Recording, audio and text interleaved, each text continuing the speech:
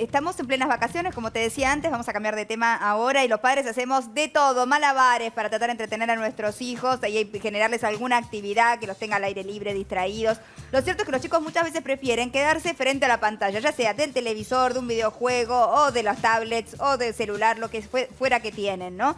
Y hay un estudio que justamente fue publicado en el día de hoy que habla del 87% de los niños, casi el 90%, prefiere estar frente a la pantalla que salir a hacer un programa afuera. ¿Qué tanto mal le hace a nuestros hijos el uso intensivo de las pantallas? ¿Qué tanto mal le hace a los adultos también? ¿Y qué hacemos como padres? ¿Qué alternativas les damos? ¿Cómo se las damos? ¿Y cómo somos conscientes de cuánto es el tiempo que realmente pueden estar expuestos sin tener alguna consecuencia? A todo nivel, de atención, neurológica. Ahora nos van a contar un poquito de qué se trata común, esto. ¿viste? Cuando yo no tengo hijos, pero tengo muchos amigos con hijos.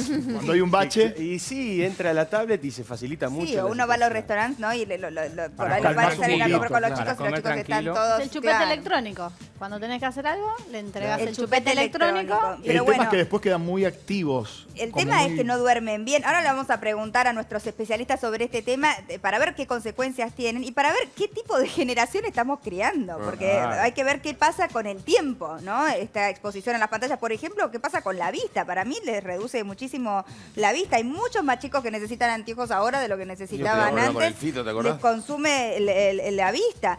Bueno, el doctor Ignacio Brusco está con nosotros, es médico psiquiatra y neurólogo. Bienvenido, Hola, gracias, doctor Luis Ignacio. Luis, bienvenido Luis. Y Mercedes Werner, que es gerenta de Innovación y Tecnología del Ministerio de Educación de la ciudad. Bienvenida también, Muchas Mercedes, para hablar también un poquito del uso de la tecnología en los colegios. Primero me gustaría, Luis, hablar un poquito de esto que estaba mencionando, de la exposición de los chicos a las pantallas. ¿Cuál es el promedio que ustedes tienen registrado más o menos que están los chicos frente a las pantallas? Y en realidad está bien lo que está diciendo ese artículo.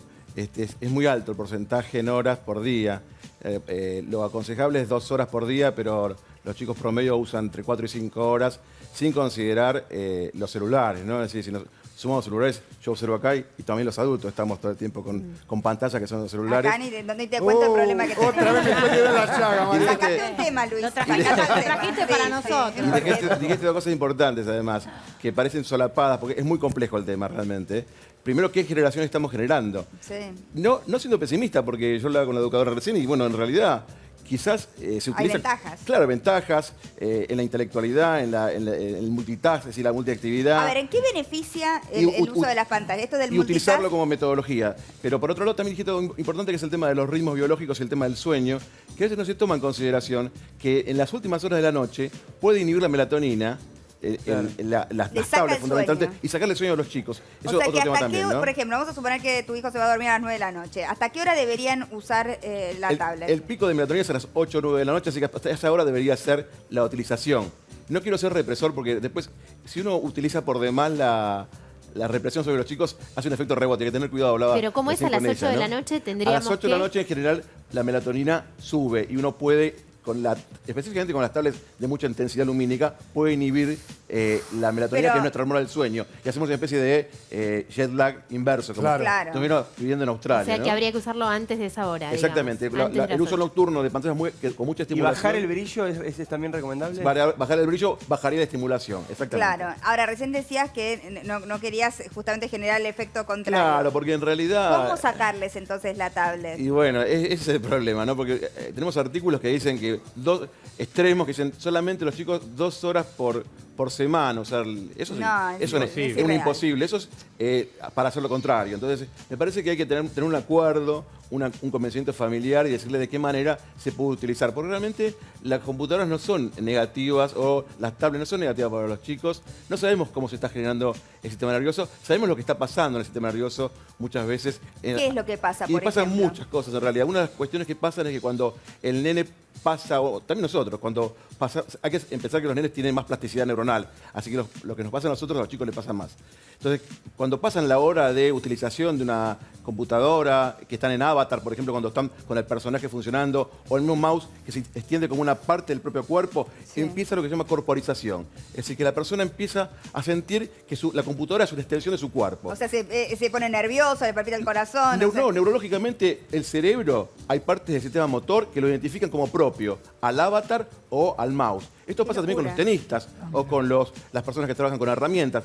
Si uno mide con resonancia funcional el cerebro de esas personas, es como una extensión. Exacto. Se considera que, por ejemplo, la raqueta de tenis es una extensión de Nadal. Mirá vos. Si uno le mide la resonancia, cuando uno le saca la raqueta, su cerebro va a funcionar totalmente diferente a si funciona con esta distancia. Interesante. A la hora de funcionar, los chicos empiezan a sentir eso. Y emocionalmente, el amigo que tienen o quien se identifica en realidad con su avatar es emocionalmente, se mide esto en el sistema nervioso, en una zona de la amistad que se llama, no importa el nombre, cingulado anterior, que es una parte del cerebro, que lo que mide es que estimula igual o da la misma respuesta un amigo íntimo o una circunstancia de defecto o problema del amigo íntimo que un defecto o un problema sobre el avatar. Qué peligro. Sobre su extensión. Confundimos un Siente amigo igual. con una compu, un jueguito. Es una instancia virtual, bastante O sea parecido al avatar, ¿no? que el tema del aislamiento y todo eso se ve favorecido, porque los chicos da lo mismo la vida social que la vida en las redes o mismo con avatar. Con Tiene un un, doble, adolescente tiene de un una triple juego, habitación. o doble juego, en realidad. Si es utilizado coherentemente, poco tiempo, puede darle vida social. Si eso es utilizado todo el tiempo, puede sacar la vida social y sentir que todo es virtual. ¿Cuándo nos tenemos que preocupar? Cuando vemos a nuestros hijos, pues no solamente por el tiempo de exposición, pero me imagino que debe haber rasgos que Exacto, empezamos a está notar, bien, está ¿no? bien eso. Este año hay una discusión hay dos clasificaciones de enfermedades mentales internacionales. Una la de Estados Unidos, que es una clasificación muy fuerte que todavía no considera como enfermedad los jueguitos, aunque lo considera cierta cuota relacionada con ludopatías, que se parecen a otro tipo de ludopatías, y la Organización Mundial de la Salud, que este año determinó al videojuego, para mí es excesivo, como un proceso de posible adicción. Entonces, para alertarse es cuando los juegos no pueden ser sacados de lado, es decir, que no puede haber otra opción, o cuando se van incrementando cada vez más, o cuando nos quitan todo el tiempo de relaciones sociales, tanto Claro. en jóvenes, en chicos como en adultos. Por lo cual, hay un punto también importante, que no es lo mismo un nene de 2 años con una tablet, un chico de intermedia, un adolescente o un adulto. La influencia que va a tener sobre esa persona va a ser totalmente diferente. Entonces, ¿Qué edad, digamos, es la razonable para que los chicos empiecen a usar la tablet? Porque Es ahora un bebé de 1 año ya te agarra el teléfono y empieza a hacer es así. difícil darte respuesta, porque nadie tiene la realidad esa. Pero en realidad, el cerebro, ¿cómo está el cerebro- conformado? ¿Está preparado? el cerebro increíblemente, durante los 3 primeros años, a los 2 años tenemos el 70% de nuestro cerebro generado. Es decir, el tamaño del cerebro a los 2 años de un nene tiene el 70% de lo que va a ser de adulto. Es Claro. decir, que durante esos 2 años pasa de todo en el cerebro realmente. Claro, absorben todo. Ahora, no prohibirle o no dejarlo jugar, lo puede hacer una persona no tecnologizada y que tenga grandes dificultades en el futuro Exacto, con la tecnología, también. porque vemos que generación tras generación, cada 5 años, los chicos todavía tienen mucho más capacidad tecnológica y adivinan procesos que se llama memoria procedural, que ni sabemos cómo es, pero bueno, ellos saben por qué camino tomar. Yo, por Claro. ejemplo, me cuesta y mi hijo más grande lo hace mejor. Y el más Claro. chiquito todavía lo hace mejor todavía, porque van tomando cognición procedural, que es procedimientos inconscientes que van tomando a partir del aprendizaje. Y la tecnología va avanzando Sí, uno dice sistemáticamente. nacen sabiendo, pero en realidad van No, tomándolo lo van en el proceso lo van aprendiendo. de aprendizaje. Y hablando de aprendizaje y aprovechando a Mercedes, que es la gerente de innovación y tecnología en el Ministerio de Educación, ¿qué tanto se están usando las tablets o los teléfonos dentro de los colegios? Porque en un momento los prohibieron, luego se empezaron a usar. ¿Qué se piensa con respecto a la tecnología y la educación? Mirá, fue un proceso muy largo que se estuvo haciendo a lo largo de los años. Hay distintas corrientes respecto a la incorporación de tecnología en las aulas, pero hoy nosotros lo que queremos del Ministerio de Educación es que las escuelas estén adaptadas, adecuadas, ayornadas a los tiempos que corren. Y esto obviamente está atravesado por la cultura digital, que a los niños tanto los convoca, ¿no? Entonces tenemos el desafío siempre de trabajar con los docentes, con las instituciones, con los directivos y los niños en cómo incorporar la tecnología en el aula. Entonces nosotros fomentamos, tenemos distintos programas, distintos planes a través de los cuales incorporamos la tecnología. El desafío más que cuánto tiempo es por ahí, ¿Cómo usar? ¿Para qué cómo, usarlo? para qué y en Claro. qué momento lo podemos incorporar y cómo lo utilizamos a nuestro favor en vez de en contra, sino para poder convocar a los niños, trabajar sobre la motivación de estos y trabajar también ¿En con qué los tienen docentes. ustedes probado que beneficia a los chicos? O sea, ¿en qué los ayuda? Mira, Por ejemplo, ¿qué tipo de aplicaciones? ¿Qué los estimula? no es tanto por ahí qué tipo de aplicación, sino más adecuar la escuela a los tiempos que corren, ¿no?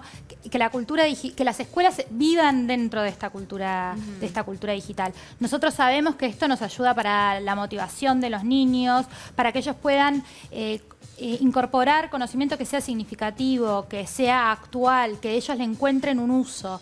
¿no? Entonces, si por ejemplo ahora con esto que hablábamos también de los videojuegos, hay muchas formas que son bastante interesantes de incorporar un videojuego que inicialmente está pensado para jugar dentro de lo que es el aula. Por ¿Cómo ejemplo, equilibrar ¿Ejemplo cuál? Bueno, estos juegos que son, no quiero decir marcas, pero estos que son de bloquecitos, por ejemplo, que sirven para hacer construcciones virtuales, esos los usamos un montón y se pueden armar un escenario. Vos podés hacer una representación, por ejemplo, de las cruzadas sobre esta interfaz. ¿Y cómo digamos. equilibrar con la realidad, digo, para que la vida misma siga siendo tan excitante como un juego, con tanto estímulo, tanta luz, tanto movimiento? Digo, ¿cómo se equilibra o cómo debería hacerse en las aulas para que haya un espacio para la tecnología, pero también para la escucha de un docente, para ver una película o para escribir o leer? Mira, estas son cosas que creo que están cambiando no solo para los niños y no solo en los establecimientos, sino para nosotros también. Yo recién estaba observando el formato de este espacio, ¿no? Que habla uno, habla el otro, aparece una imagen que da un apoyo, como este multivínculo, este multiespacio que atravesamos acá. Bueno, en la escuela también es algo que convoca. Nosotros después, como adultos responsables de estos niños, tanto en casa, la familia, como en la escuela, las autoridades del establecimiento, trabajar con los niños en la administración de este Ahora, tiempo, Mercedes, ¿no? Pero, ¿qué pero quiero hacer Sí. acá quiero parar en algo, ¿no? Porque esto que es el multitask también, el hacer muchas cosas al mismo tiempo, ¿no? Hablo, te muestro una imagen, el otro interrumpe, el otro cosa, y uno en la vida lo está, o sea, lo traslada a la vida cotidiana permanentemente. ¿Provoca ansiedad o no, doctor? Totalmente. Hay gente preparada para multitask y otra gente que no. El ejemplo máximo de multitask es el aviador. Y no todo el mundo puede ser aviador, así que hay cerebros preparados para una cuestión y otros que no. Así como hay gente preparada para la matemática y otras gente que no. Por lo cual entonces no hay dogmas acá, hay que evaluar dónde está la realidad, cierta realidad para cada persona. Y yendo a lo que comentaban recién con respecto a dónde trabajar, con qué juegos trabajar, bueno, hay juegos de diferentes tipos, dependiendo de la problemática que haya. Por ejemplo, nosotros trabajamos con juegos con personas con dificultades cognitivas, por ejemplo. Entonces, lo que contaba ella es claro para este tipo de juegos simples, para enfermedad de Alzheimer, por ejemplo, o personas con trastornos motores que pueden ejercer trastornos motores, pero también para gente normal, en el sentido de deportistas. A veces los deportistas cuando no juegan, sin mover el cuerpo, juegos de, esto va a ser desaconsejado para los chicos, pero sí para los deportistas, juegos de guerra, por ejemplo, es muy parecido a jugar al tenis, por ejemplo, en forma individual. Y eso activa las partes motoras que están trabajando aún no trabajando. Es decir, sin movernos, nuestras cortezas motoras se activan. Yo veo mover lo veo mover la cabeza a él y mi cabeza se está moviendo en este momento. Claro. Intelectualmente, sin hacerlo. Así, mi sistema nervioso se mueve, así que activa muchas variables. Y con respecto a lo que comentaban de cuál es la realidad, en realidad también, cuando la persona está con la computadora, está en la realidad. Cada vez más está en la realidad, porque se comunican con otras personas, hablan otros idiomas, ven películas, están con muchos hijos al mismo tiempo, Ahora, eso... están muy multitask y como decís vos, pero puede generar, también puede generar ansiedad. Sí, pero hay que tener cuidado con porque hay eso. muchos chicos que están sufriendo de ansiedad y yo creo que eso no pasaba antes y que está relacionado con el multitask y con, o sea, están como se van a dormir y duermen mal porque sueñan con lo que estaban jugando, ¿no es cierto? Bueno, cosas que están Es una relacionadas cultura con la ansiedad. actualmente estamos en una cultura de la ansiedad, por eso también a veces noticias erróneas pueden ser problemáticas en este sentido. En Twitter, por ejemplo, es muy común que, por ejemplo, hay un estudio muy interesante sobre una noticia errónea sobre el virus de Zika, que fue un error y se disparó en 2 años con 500.000 retuiteos. Entonces, hay que tener cuidado con esas cuestiones ansiosas. Si la persona pasa la hora diaria, está en más riesgo de tener ansiedad. Si queda menos de hora diaria, tiene menos... Una hora. Nadie queda afuera. pero Yo ¿qué te digo te da lo que noto, Perdón. cuando vos estás con hijos chicos, 60 días, 60 cenas, donde hay, te juro que generan un escenario completamente diferente a 60 noches antes. O sea, no hay vínculo. Bueno, no hay pero vínculo. por Y eso sale mozo, quizás te juro, uno es tenga como- que tener estos acuerdos, ¿no? Mientras comemos, no. Sí. Hay restaurantes o sea, que tratar regalan de- el vino, Mariana. Si no usas el celular, hay restaurantes que te están promoviendo desde ese lugar para que la gente se comunique. se comunique. ¿Qué ibas a decir, Diego? No, y le quería preguntar qué te da y qué te quita, porque si uno compara también juegos de antes, por ahí, digo, los clásicos, yo-yo, Valero, qué sé yo, Buah. que también eran individuales, ¿no? Suponete, o juegos individuales que hacía un chico en su casa cuando no estaba con amigos o con hermanos o con lo que sea. Con los juegos de ahora, donde también tienen un despliegue de conocimientos y aptitudes gigantesco. Digamos, hoy un chico de 7 años está en la consola manejando la finanza del Barcelona, por ejemplo. Exacto. Entonces digo, también hay mayor complejidad. Imagino que eso también genera cierto mayor desarrollo de otras habilidades. Es que intelectualmente desarrolla fuertemente habilidades, pero tenemos riesgo de hacer super monstruitos Claro. con ansiedad. Entonces hay que tener cuidado. Por eso lo bueno es el acuerdo familiar, como dijiste vos recién. Obviamente uno tiene que Se tener te van si no te das cuenta. una conciliación. Lo que pasa es que a veces prohibir, eso lo sabe mucho más ella que yo, a los chicos, es más problemático que llegar a un acuerdo. Ahora, cuando el acuerdo no puede llevarse a cabo y uno ve que se transforma en una patología, ahí sí tiene que accionar. El límite, Sí. sin duda. Bueno, ahí Sí. tenemos que trabajar lo que son las formaciones para los hábitos de utilización del equipamiento tecnológico, ¿no? Y de las tecnologías. Tanto esto que pasa en las casas que están contando, imagínense hacia el interior de una escuela, que por ahí estás como docente, tenés 30 niños en un Cada aula, uno lo con su complejo, propio- sí. lo complejo que es. Entonces, la necesidad de llegar a un acuerdo, de hablar, es fundamental. Me parece que estamos transitando momentos donde también, como siempre, es muy importante que nos comuniquemos, que hablemos, que nos sentemos por ahí a jugar con nuestros niños estos juegos. Y ver qué es lo que hacen. ven, ¿no? ¿Qué es lo que juegan? ¿Qué es lo que les está acaparando la atención? Muchísimas gracias, Mercedes, y muchas gracias, Luis. Gracias. Un placer.